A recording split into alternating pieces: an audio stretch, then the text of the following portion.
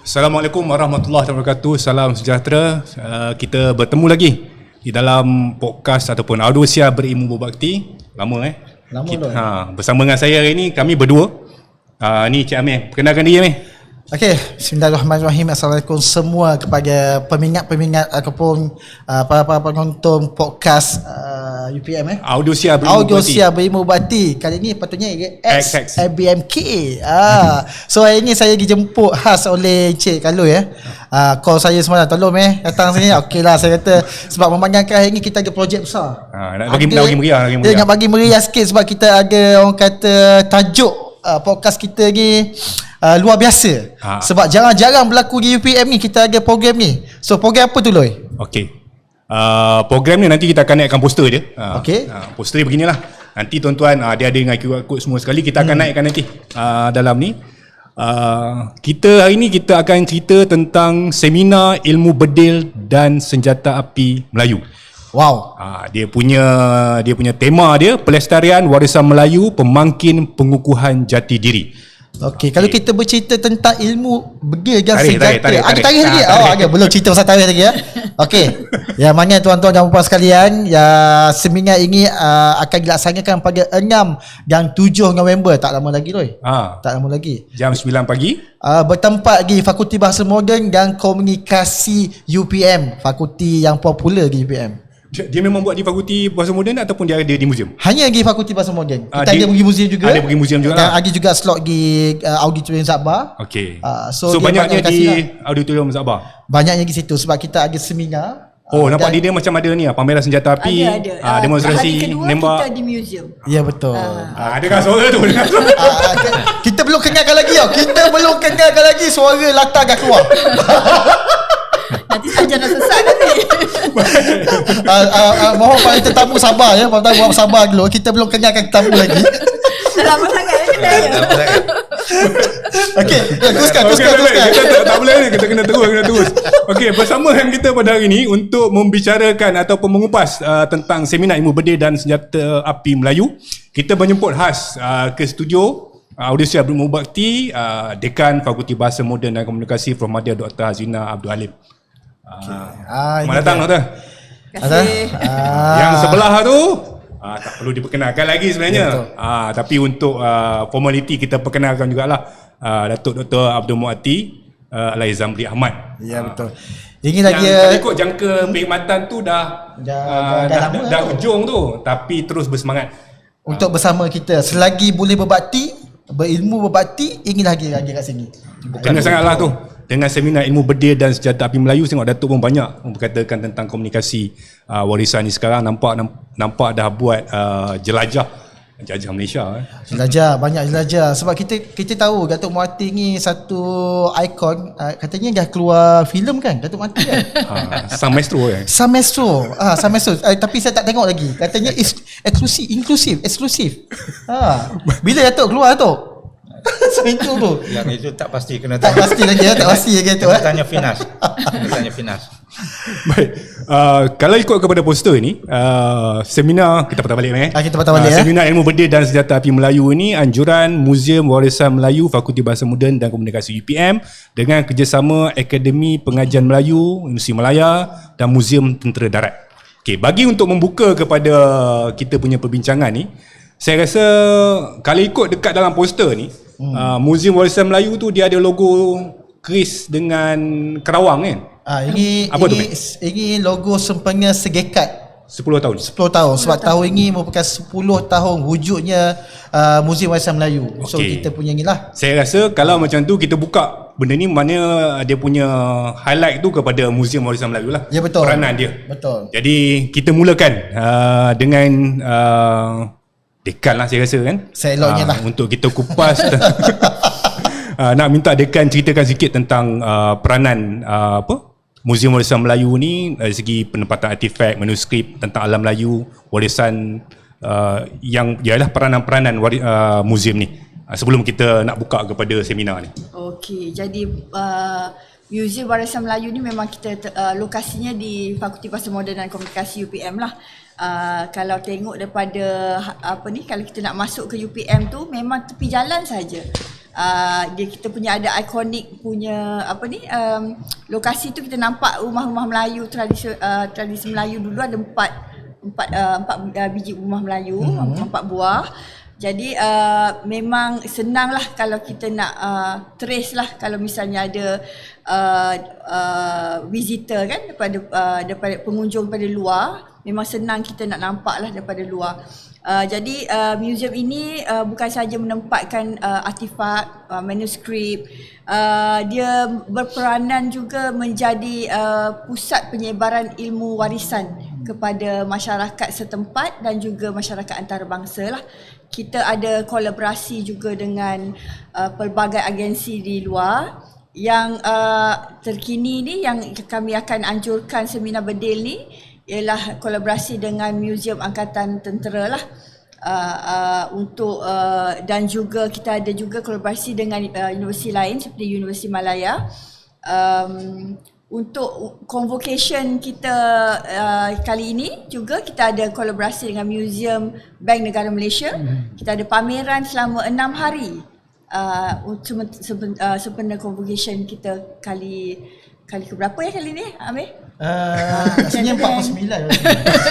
Yakin? Rasanya 49. Yakin kena jawab lah, yakin.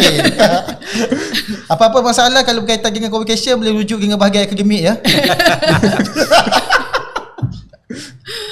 Okey, jadi kita ada 2 function lah, dua fungsi.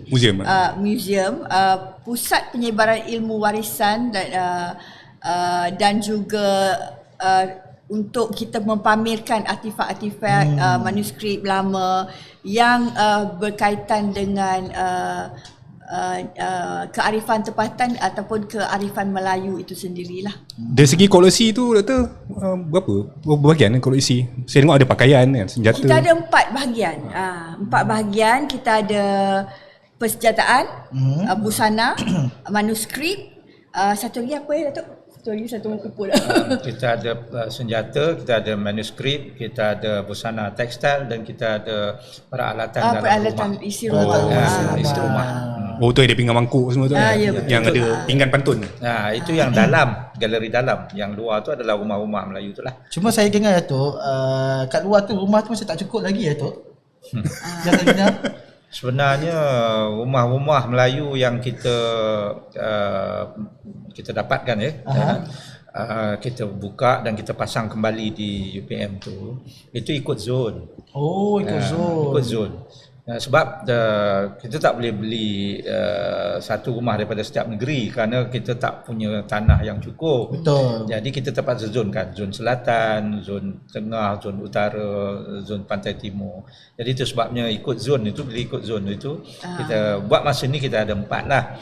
Tapi insya-Allah oleh kerana UPM ini letaknya di atas tanah negeri Selangor. Jadi moleklah kalau kita ada sebuah rumah Selangor. Alhamdulillah. Jangka tu bila tu? Jangka tu. Kita cuba dapatkan dalam masa terdekat insya-Allah.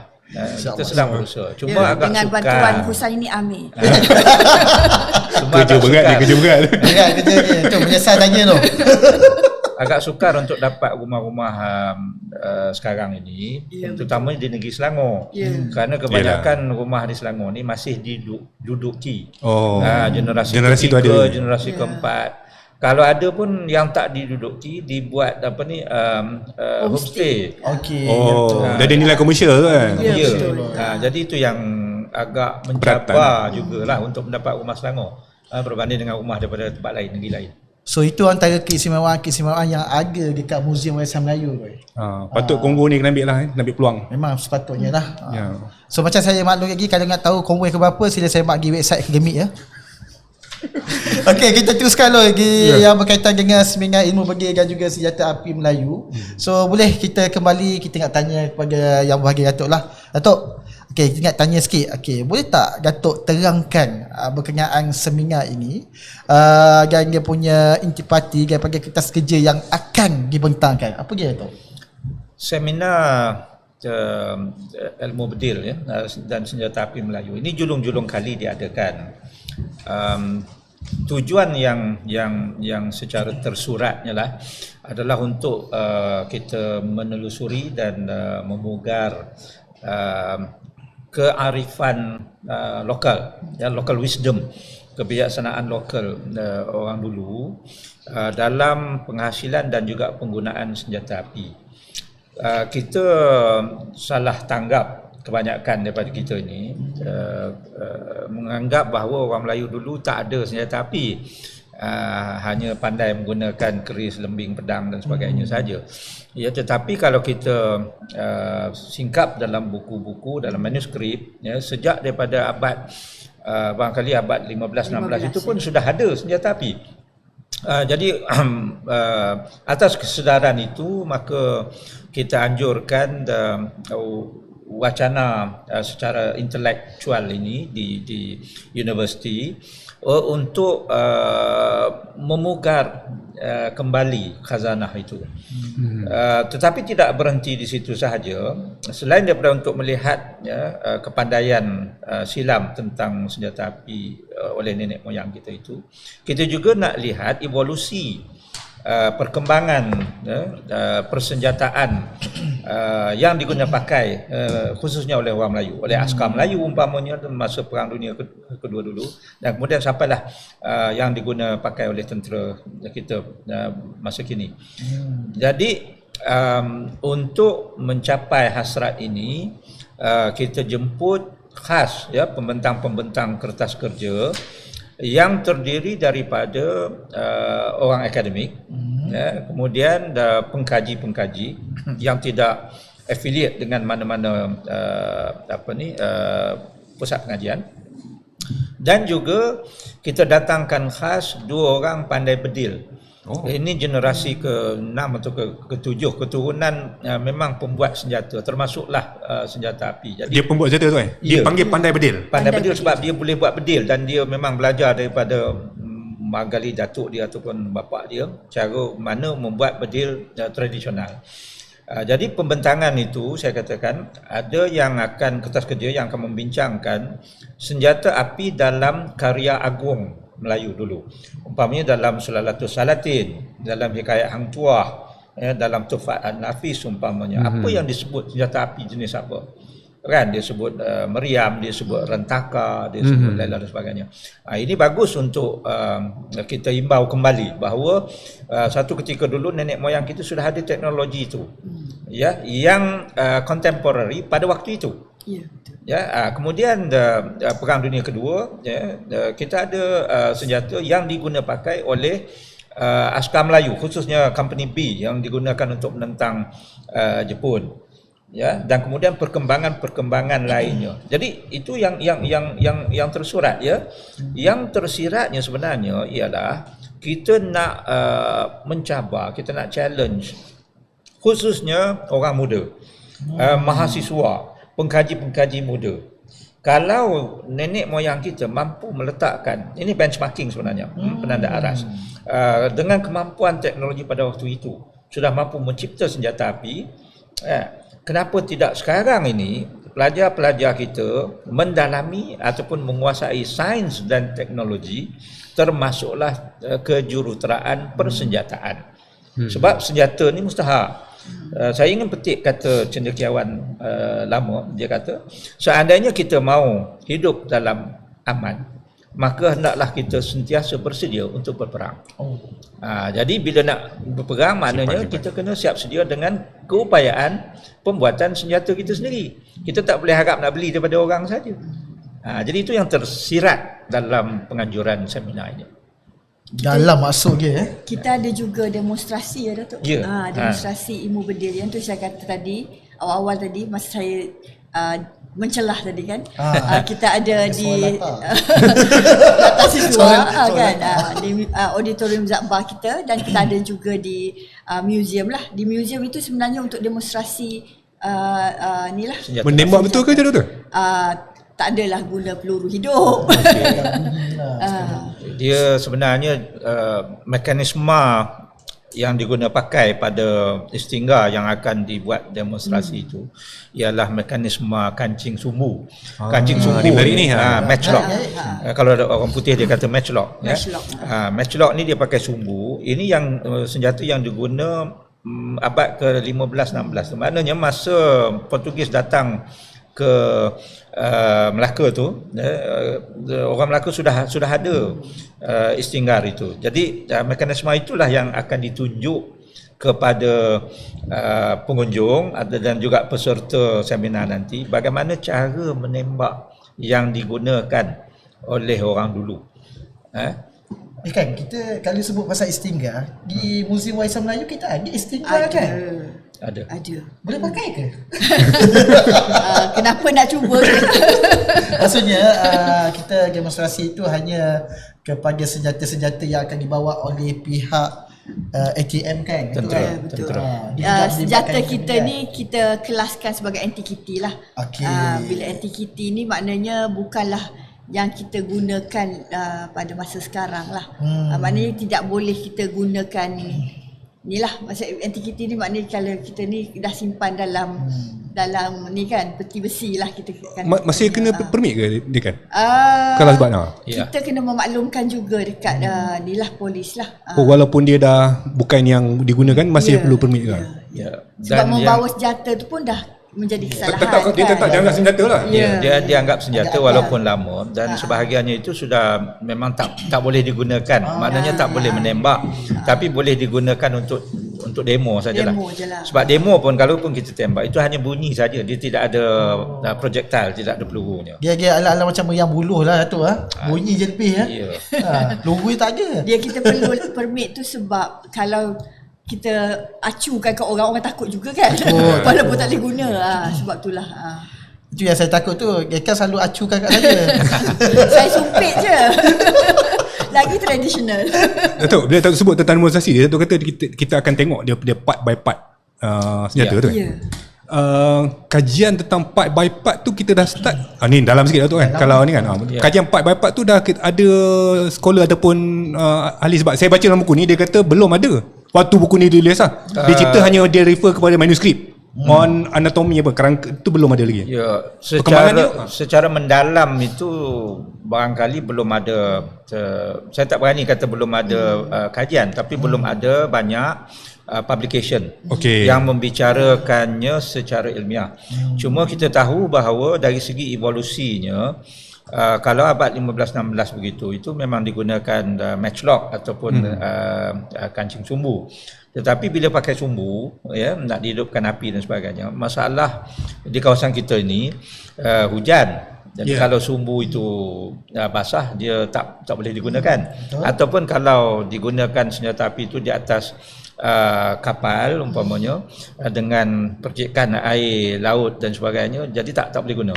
Jadi dari segi evolusi, kemudiannya dia pergi kepada flintlock ataupun kancing batu api. Jadi bila batu api ni dia taklah bergantung pada sumbu kan. Kemudian lagi abad ke-18 itu ditambah baik lagi kepada cap lock. Cap lock ini dia tidak menggunakan batu api lagi, tetapi dia menggunakan mercury raksa. Jadi itu adalah merupakan evolusi, dan apapun kedatangan penjajah pada abad ke-16 itu merencatkan pembikinan, tidak penggunaan tetapi pembikinan senjata api. Kerana selepas daripada penjajah datang daripada barat, mereka membawa senjata itu dan melalui trading dengan sultan-sultan Melayu pada waktu itu lebih mudah membeli daripada membuat sendirilah. Tapi yang rentaka, lela, meriam itu banyak yang kita buat sendiri sebab kita sudah kuasai teknologi itu lama. Kali ni kita nak bawa ada istinggar je, rentaka tak ada? Ada? InsyaAllah ada juga rentaka, ada. Tapi replika, sebab rentaka lama ni kita tak berani nak cuba tembak sebab kita takut dia dah crack, dah ada retakan, bahaya. Jadi kita minta dibuat replika. Saya tak pasti sudah siap ke belum untuk ditunjukkan kepada, khususnya kepada mahasiswa lah. Kalau dikatakan rentaka, ini cara menembaknya. Rentaka ni meriam ke senapang? Meriam kecil. Meriam kecil. Meriam kecil. Meriam tak yang ni kan. Rentaka ni meriam kecil. Ya. Ada di muzium ke rentaka? Di muzium kita ada. Saya ada. Kita ada yang kecil, kita ada yang besar. Dan kalau kita baca dalam karya agung, karya lama ni, kapal-kapal dulu dilengkapi dengan meriam dan juga rentaka.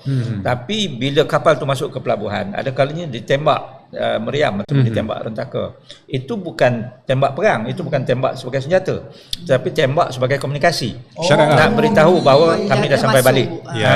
Ataupun kami dah sampai, begitu.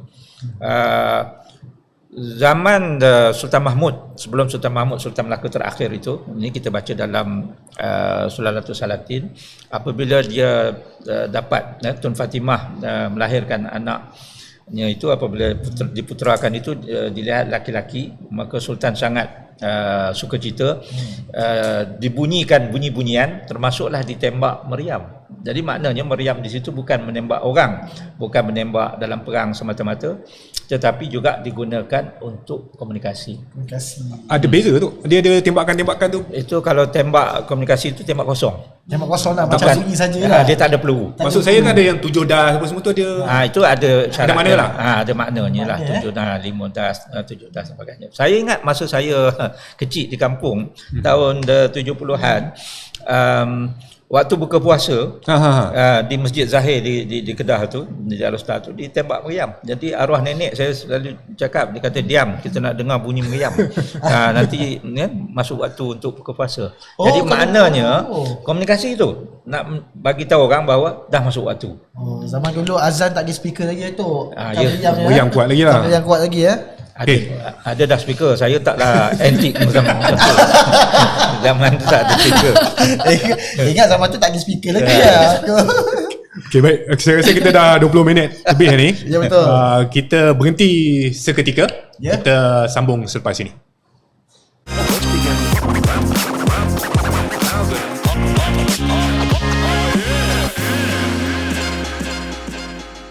Assalamualaikum. Kita bertemu lagi. Ini bahagian kedua Ya, bahagian kedua Saya tadi ada tunjuk buku ni. Ni buku yang tadi yang tadi saya bagi tahu tu. Senjata Api. Senjata Api Alam Melayu oleh Wan Muhammad Dasuki Wan Hasbullah. Saya pun belum habis baca buku ni. Kebetulan tengok tajuk ni, nampak ada buku ni kat bawah dia ni. Dan saya dah bilang, kalau rajin-rajin baca buku ni dulu sebelum datang ke seminar ni, saya rasa akan banyak membantulah. InsyaAllah. Supaya persoalan-persoalan tu bermakna lah untuk ditanya kan. Betul. Okey, kita kembali Ya, sebab sila pada tetamu, kalau kita cakap lama-lama nanti ada soal latar. Teruskan. Okey, kita bersama sekali lagi dengan yang bahagia Gekan kita. Okey, Gekan, nak tanya sikit lah. Okey, berkaitan dengan seminar ni lah. Okey, seminar ini gitu melibatkan Muzium Angkatan Tentera Darat dan juga Akademi Pengajian Melayu UM. Bagaimana pelibatan Muzium Angkatan Tentera Darat dalam seminar ini, dan apakah yang mengawitnya tentang pelibatan mereka dalam seminar ini nanti? Okey. Seperti mana yang kita tahulah kan, kalau misalnya kita sebut tentang persenjataan, ilmu bedil, yang ni sinonim lah dengan angkatan tentera kan. Kalau angkatan tentera tu tidak tahu senjata, agak pelik jugalah kan. Betul. Dengan sebab itulah kita membawa kepakaran angkatan tentera melalui Muzium Angkatan Tentera Malaysia Darat, Muzium Angkatan Tentera Angkatan Tentera Darat, Ya, betul, Angkatan di Tentera Port Darat. Dickson, untuk berkolaborasi lah, jadi rakan strategik kita untuk penganjuran seminar kali ini, dengan berkongsi kepakaran mereka tentang ilmu-ilmu bedil dan juga kearifan tempatan juga kita masukkan sekali dalam package lah. Bersama-sama juga kita gabungkan tentera dan juga pakar bedil tadi untuk sama-sama kita kongsikan kepada komuniti, sebab pakar bedil dia tak boleh main kongsi macam tu je kan. Jadi untuk mengimbangi elemen teori dan praktikalnya lah tentang ilmu bedil ini. So kan macam mana boleh tercetusnya Fakulti Bahasa Moden nak bekerjasama dengan ATM ni? Kita banyak entiti senjata ni, banyak ada polis, ada ini. Kenapa memilih ATM? Ada signifikan ke kita pilih ATM? Salah satu sebabnya ialah salah seorang alumni kami ialah daripada yang tersohor jugalah, yang juga akan menjadi speaker kita lah, pembentang kita pada dalam seminar tersebut lah. So dengan kerjasama alumni ni yang kita buka ruang untuk kita bekerjasama dengan ATM ni tu sebab saya difahamkan dah beberapa kali rombongan ke ATM ni untuk mula-mula kita merisik, lepas tu kita meminang. Biasalah kan adat Melayu. Tak jauh warisan tu masih dikekalkan walaupun untuk nak buat seminar nanti tak sanggup cincin je 6 hari bulan ni. Jadi kalau nak kira antara pembentang tu, kalau yang pernah membaca Komunikasi Bunuh Diri kan Datuk kan? Itu di bawah Prof Jusang. Prof Jusang sebagai penyelia dia. Ditulis oleh salah seorang pembentang. Menyabit. So kita tahu kan kalau ATM ni dia akan membawa senjata-senjata daripada muzium untuk ke muzium ATM ke muzium Warisan Melayu. Berapa banyak senjata yang dibawa tu kan? Ada 12 senjata. Kita tak boleh bawa banyak lah kan.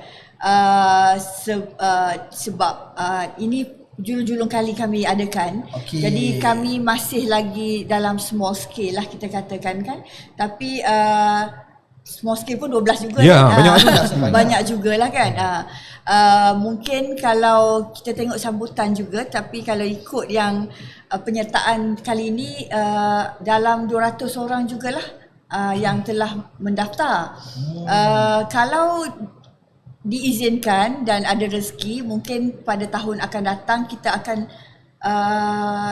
peluaskan lagi lah dengan kolaborasi ini, dan mungkin banyak lagi lah senjata kita boleh pamerkan. So saya difahamkan sokongan di peringkat UPM pun kuat, iaitu Palapis dan juga Suksis menghantar penyertaan sebanyak 50 Palapis, 50 Suksis untuk menyokong program seminar inilah. Ya, betul. Terima kasih bagi Palapis dan Suksis. Kita berterima kasih kepada komandannya yang menyokong kuatlah usaha kami untuk memberi ilmu kepada anak-anak muda ini tentang persenjataan dan ilmu bedil juga. Dan kita harapkan anak-anak muda ini akan mengambil peluang yang secukupnya untuk mendalami ilmu ini, dan juga untuk bertanya soalan lah kalau apa yang tidak pasti, apa yang tidak mereka kurang arif itu. Sebab bukan senang kita nak bawa pakar ni pakar bedil ni ke ni, memerlukan permit negosiasi juga daripada peringkat kita berbagai ni lah kan kita kata prosedur kita perlu patuhi jugalah. Tak mudah lah untuk bawa. Bukan ambil peluang ni kan. Ya, betul. Untuk itu yang ialah saya rasa yang untuk mahasiswa yang Palapis dengan Suksis dan badan-badan inform lain ni, memang dia, saya rasa memang dia ada minat lah dengan seminar ni. Untuk generasi muda yang tidak memasuki bidang ketenteraan ataupun unit beruniform, Datuk, apa jasuk signifikan pada dia? Saya sebut tadi bahawa secara tersiratnya ini adalah merupakan benchmarking sains, penguasaan sains dan teknologi. Kerana kalau kita lihat untuk menghasilkan senjata api pada waktu dululah tukang bedil ataupun pandai bedil itu dia perlu faham sains, dia perlu faham teknologi. Kerana umpamanya untuk menghasilkan belerang nak digunakan dalam tembak tu kan, apa bahan yang nak digunakan, nak dicampurkan untuk menjadi black powder itu belerang. Black powder tu bukan belerang semata-mata tu dia ada campuran dia, arang dia dan sebagainya, dan belerangnya itu pun diambil daripada kotoran ataupun najis kambing umpamanya. Organik. Ya. Kita yang tak faham sains ini mungkin terkejut tapi kalau kita boleh recall balik, saya bukan nak mengajar terorisme tetapi kalau kita boleh recall balik, urea digunakan untuk bahan letupan. Kalau kita baca letupan di Bali itu kan, Bali bombing itu di kota Bali itu, satu van itu dipenuhi dengan urea, dan letupannya itu menggegarkan Kota Bali. Jadi jangan kita lupa bahawa bahan organik ini sebenarnya kalau kita pandai gunakan dengan kemampuan penguasaan sains, ini boleh dijadikan sebagai senjata, bahan letupan. Jadi itu sebab kalau kita tengok belerang itu akan dibuat demonstrasi nanti. Bagaimana orang dulu menghasilkan belerang ataupun black powder itu, powder hitam itu. Kemudian dengan sukatan yang betul, dalam buku tu pun ada ditulis, sukatan itu menentukan jarak tembakan. Jadi sebab itu orang dulu dia pandai disukat kalau nak tembak berapa, dulu dia pakai LR lah kan, sekarang ni berapa meter musuh yang kita nak sampai itu. Ini banyaknya sukatan begitu. Jadi sebab tu saya katakan nak menghasilkan, nak menggunakan senjata api ni, dia kena kuasai sains dan teknologi. Jadi evolusi perkembangan sekarang ni. Sebab itu salah satu paper tu kita jemput seorang teknologis dari STRIDE, Kementerian Pertahanan. STRIDE ini ialah Science and Technology Institute, Science and Technology Research Institute for Defence. Okey. Ya, Institut Penyelidikan Sains dan Teknologi Pertahanan. Dan beliau akan bercakap tentang penghasilan senjata api di Malaysia, termasuklah kejuruteraan peluru tadi. Sebab kita tidak ada pilihan lain, tambah kalau kita lihat perkembangan sekarang ni kan, kita kena jaga kedaulatan negara kita dan kita perlu ada kepandaian ini, penguasaan sains dan teknologi ini besar. Jadi berbalik pada apa yang saudara Kamarul sebut tadi itu, bukan hanya sekadar pelajar yang menyertai suksis dan juga palapes ataupun pasukan beruniform, pelajar lain di UPM ini pun daripada sains, daripada bidang sains, daripada bidang teknologi, kejuruteraan dan sebagainya, kita sangat alu-alukan penyertaan kerana negara kita ni memerlukan kepandaian ini. Negara kita memerlukan kepandaian ini. Ya, sastra ini sebagai wahana untuk membawa dan memberitahu bahawa kita pernah ada kemampuan ini. Kenapa sekarang ini kita tak mau belajar sains, tak mau menguasai teknologi? Sebab ini adalah merupakan nanti sumbangan dan bakti kita kepada negara kita, mempertahankan negara. Sebab itu bagi saya, yang tersirat ini juga mustahak, daripada hanya sekadar datang tengok betapa indahnya, betapa cantiknya senjata dulu kan, betapa hebat dan dahsyatnya senjata sekarang. Itu sekadar luaran apa yang tersurat, tapi yang tersirat itu penerokaan ilmu tu. Ya, pemugaran ilmu. Pembugaran tu bahasa tu. Belanjawan ke bajet ni? Okey. Terus soalan weh. Okey. Sebelum tu saya nak tanya Loy, tanya kau soalan lah. Kau moderator. Tu lah tanya jugalah kan. So bila dengar daripada pandangan Datuk Gekan, ekspektasi sebagai orang kata orang luar lah untuk melihat program seminar ni, apa ekspektasi? Tiba tanya moderator soalan. Yelah, kau tengok tu memang rasa nak pergilah kan. Sebab dia ada praktikal. Lepas tu yang ketah kerja tu nampak macam sangat-sangat mendalam lah dia punya ni kan. Dan balik pada yang Datuk beritahu tadi tu tentang apa, bukan nak tengok yalah satu benda fizikalnya, nak tengok senjata api tu dari segi elok rupa fizikal tu, tapi falsafah di belakang tu dari segi penerokaan ilmu tersiratnya tu yang samalah dengan visi UPM tu, human advancement tu, kemajuan manusia daripada satu tahap kepada satu tahap. Kena sebab tu kau tanya demo.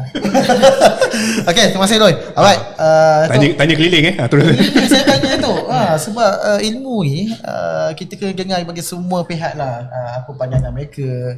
Jangan tanya Dr. Arba'in. Agak banyak dekat sana tu. Okey, kita kembali kepada Gekan. Okey Gekan, ini mungkin soalan yang kita hujung-hujung soalan lah. Okey, apakah harapan Gekan doktor sebagai Gekan untuk melihat fungsi Muzium Warisan Melayu disejajarkan dengan True North UPM kini? Okey, kalau kita ikutkan seminar ini sebenarnya lanjutan daripada bicara ilmu yang kita kita adakan bermula daripada penubuhan muzium lagi sebenarnya. Tapi tahun ini agak rancak sebab kita ada 10 tahun. Satu dekad penubuhan Muzium Warisan Melayu. Dan kesinambungannya tahun depan kita ada 3 dekad Penubuhan Fakulti Bahasa Moden dan Komunikasi. Oh, tak berhenti lah. Jadi yalah wajarlah kita adakan bicara-bicara ilmu, perkongsian sebab objektif penubuhan muzium itu juga untuk berkongsi ilmu tentang warisan dan kearifan tempatan kepada masyarakat setempat, masyarakat antarabangsa, pelajar dan juga kalau kita tengok bajet kita pada yang baru lepas yang diumumkan, Perdana Menteri kita juga agak amat menekankan tentang warisan ini, kan, kearifan tempatan, warisan supaya dibudayakan kembali dan disebarluaskan apakah kepandaian, kecerdikan kita pada masa dahulu untuk kita ambil iktibar ataupun kita murnikan ataupun kita adaptasikan untuk kita gunakan pada masa akan datang.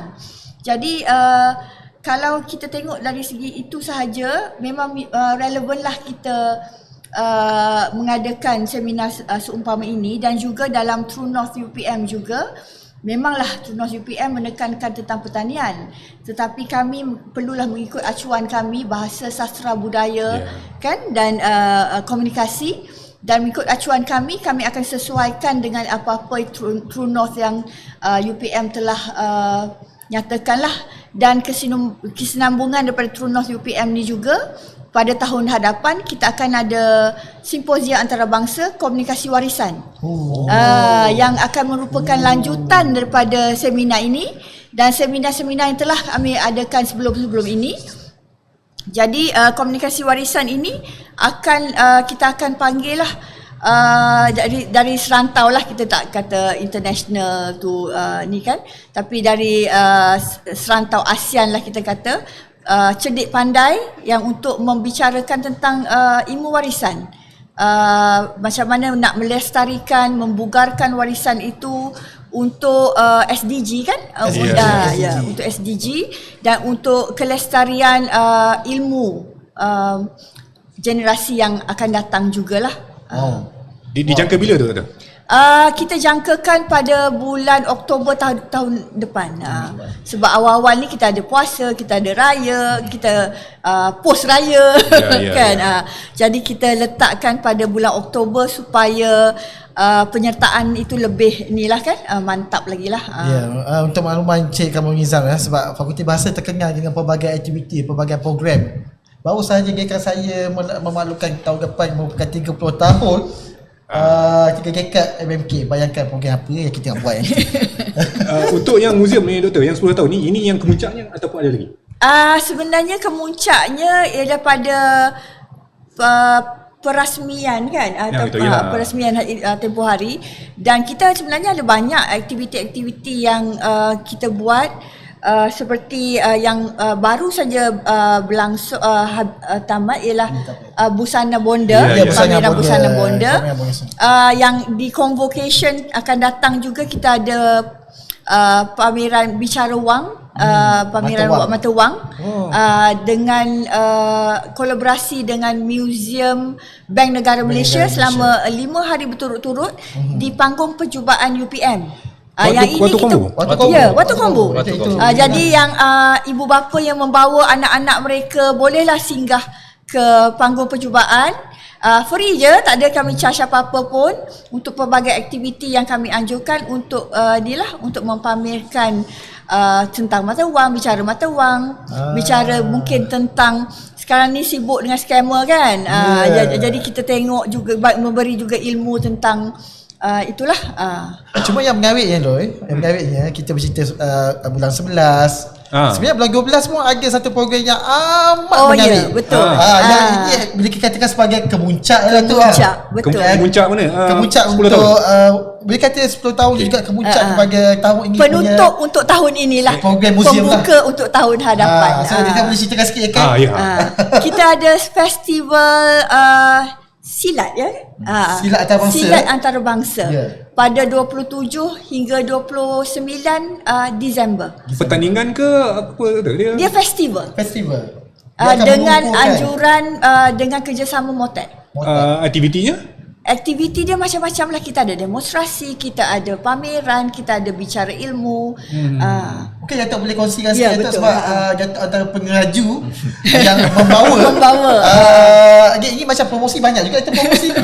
Sikit-sikit ya. Itu saya Datuk. Yang silat ini sebenarnya masih di peringkat perbincangan. Ya, betul. Sebenarnya gabungan Persatuan Silat ini mereka adakan setiap tahun program ini yang diisi dengan pengisian yang berkaitan dengan budaya warisan ni, termasuklah silat. Di samping itu ada jugalah demonstrasi, ada juga ada pertandingan sebenarnya. Tu saya tanya tu. Dia panggil silat jatuh kan. Jadi memang meriah lah. Kerana di UPM sendiri pun kita ada juga Persatuan silat Banyak. sebagai aktiviti co-curriculum. Jadi bagus, bukan hanya sekadar untuk pertahanan tetapi juga untuk kesihatan diri. Sebab tu apabila kita approach oleh Persatuan Silat ini untuk mengadakan kerjasama dengan Muzium Warisan, maka kita pun bersetuju kerana ianya seiring dengan hasrat dan matlamat Muzium Warisan Melayu dan juga Fakulti Bahasa Moden dan Komunikasi. Jadinya lepas ni mata wang, lepas tu silat. Silat antarabangsa. Tanggapan Awal depan tadi kan macam mana awal depan? Kita ada Sebelum bulan 10 tu, sebelum bulan 10. Oh, sebelum bulan 10. Yalah bulan 10 tadi yang apa? Komunikasi warisan tu. Sebelum bulan 10. Awal tahun depan kita ada bicara ilmu daripada mantan Governor Bank Negara Malaysia pada bulan Januari. Dan seterusnya kita biasalah kalau bulan puasa ni kita ada Putra Cakna yang kita panggil anak-anak yatim kan, untuk berkongsi ilmu tentang kearifan tempatan dengan dan juga untuk meraihkanlah anak-anak yatim ni dan ibu-ibu tunggal di Muzium Warisan itu. Acara kita tahunan lah, kita kata ni kalau tahun depan tu kali ketiga dah kami anjurkan. Dan seterusnya kita ada apa lagi yang bicara-bicara ilmu tu biasalah, dan kita akan ada kerjasama dengan Arkib Negara juga. banyak lagi lah. Kami jangkakan dalam bulan Mei. Kita ada dalam perancangan tidak dimeteraikan lagi atau diperkukuhkan lagi rancangan itu, bicara festival makanan tradisional berasaskan pulut. Spesifik sebelum ni tak spesifik. Sebab apa? Sebab kenapa kita pilih festival makanan berasaskan pulut? Sebab kita nak menyokong agenda keterjaminan makanan UPM. Nampak tak? Nampak tak? Dan untuk makluman harga sekalian, adakah mengikut kata pemakluman yang dibentang oleh Yang Amat Berbahagia YAB Perdana Menteri kita tentang warisan tu, adakah Fakulti Bahasa ni akan menjadi pengeraju untuk menyokong agenda warisan di UPM? Kalau diberikan mandat, insya-Allah kami akan lakukan. Kalau tidak diberi mandat pun kami akan lakukan. Nampak?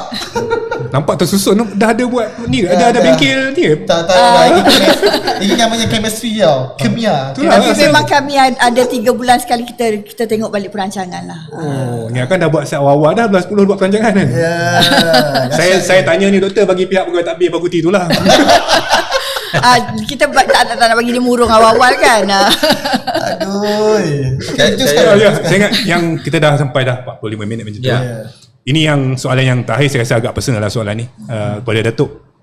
Sebagai individu yang bertanggungjawab kepada penubuhan muzium dalam hubungan pembinaan sasiah dan jati diri pelajar, mungkin ada sesuatu yang Datuk nak sampaikan. Saya rasa perlu kita mengimbau kembali tujuan penubuhan Muzium Warisan Melayu itu. Awal lagi kita katakan dulu bahawa muzium ini tidak merupakan muzium yang hanya sekadar mempamerkan artifak ataupun barang-barang lama sahaja.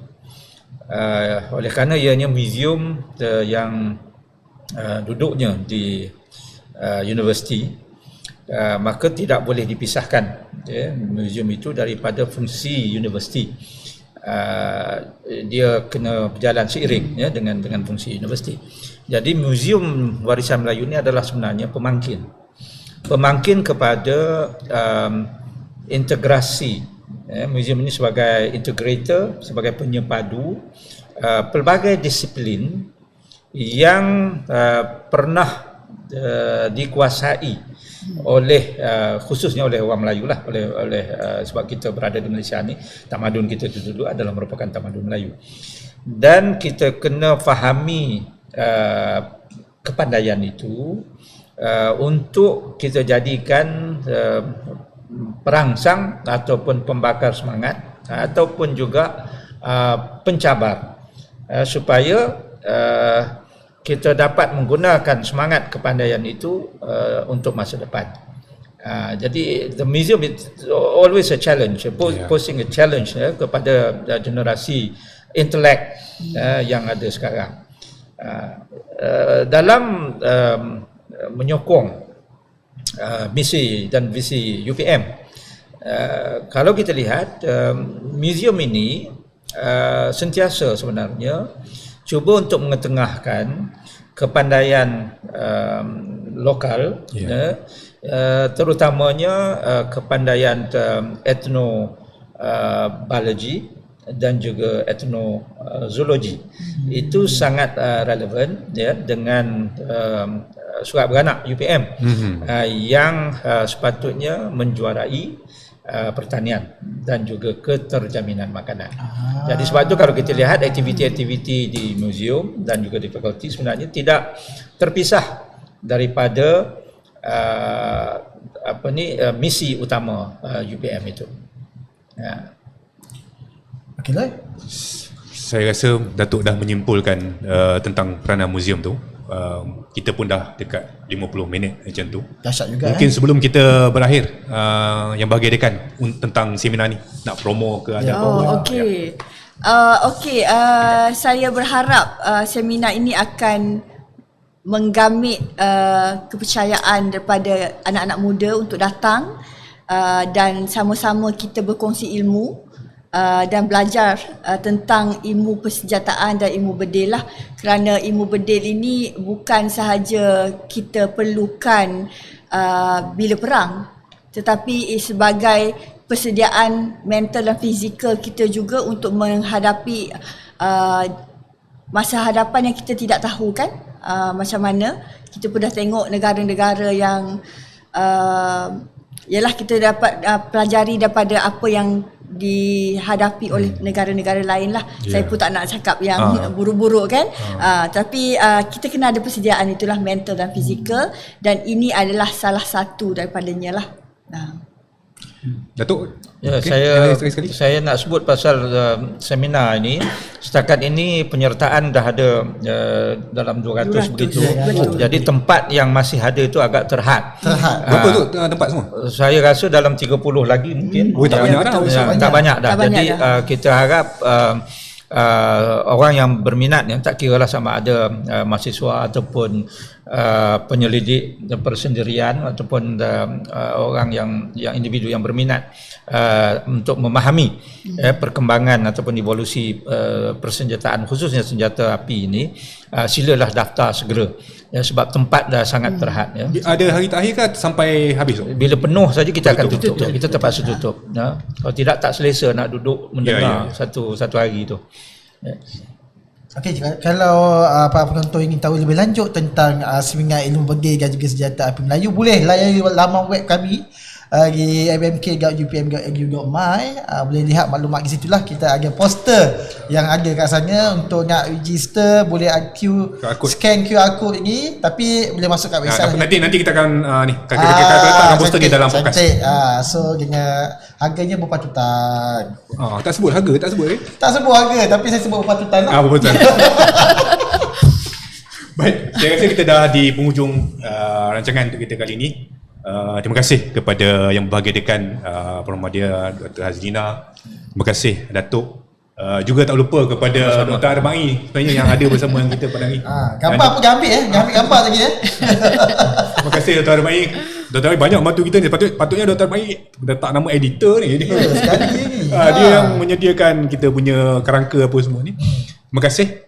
Terima kasih ni kerana menemankan Patut terbaik ke sini. nampak boleh lagi ni. Boleh lagi akan datang. Sebab saya duk kira tadi tu kita ada mata wang, lepas tu ada apa lagi?